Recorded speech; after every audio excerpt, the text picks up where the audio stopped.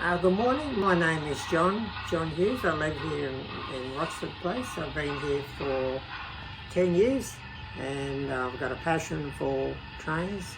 I worked on the railways for 44 years and I become the #1 driver at Blacktown when I retired.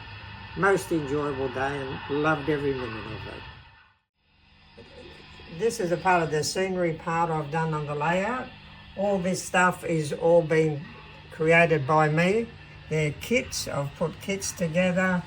Then you've got the backdrops here I've cut out to put in for the background to give them the illusion that is deeper than actually what it is. When I first come here there was blank walls, but now I've worked very hard to do all this, yeah.